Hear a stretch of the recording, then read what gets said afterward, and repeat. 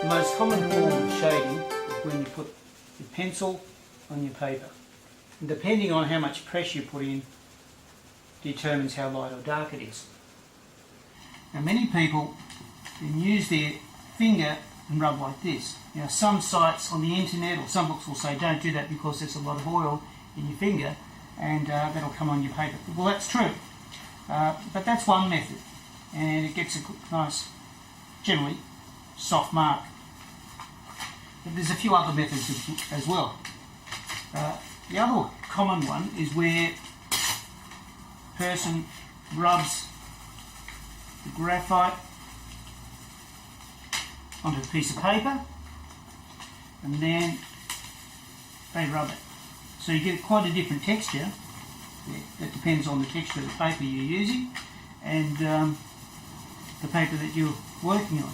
So as we can see already, there's two very different sort of shading. There's a couple of other methods as well.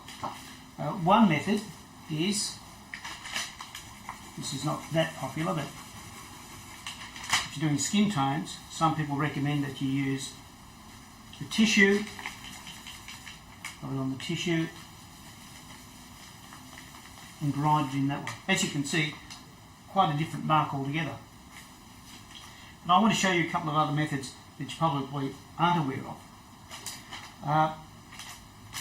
And to illustrate this, it's probably good to cut out some shapes on the current project that you're using. So let's say it's a circle that you are going to render. So I'll just cut that circle out. This is very rough. It's just a very rough. Of course, that blade's not going to work for me really. It'll do the job.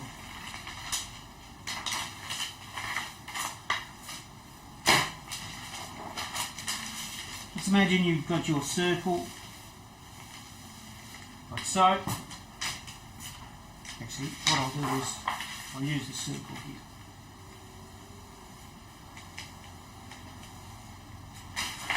Here's our circle. Of course it would be very, very, very light. But then, let's say this is the light coming down this direction. There's a shadow, cast shadow here. A lot of people might consider this as a good method, where we put the tone there. This is a masking method. As I say, not very many people use this. And I think it works very, very well.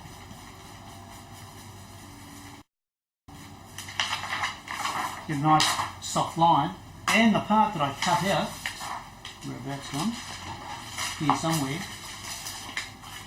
you can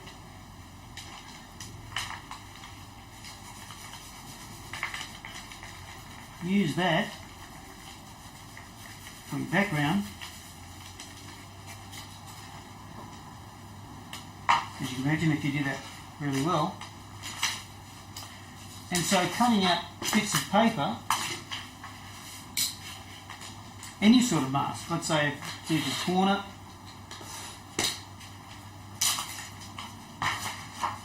now you could use, not only put the tone down on here and then rub it that way, you could put your tone elsewhere.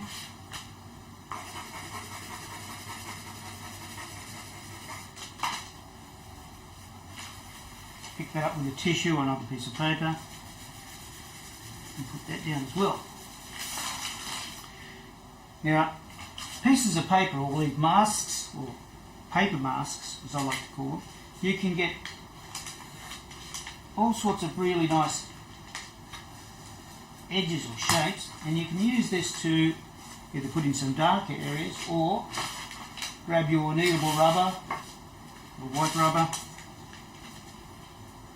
and you can use it like a eraser shield, and you can get some interesting lines out of it. So just go through this again.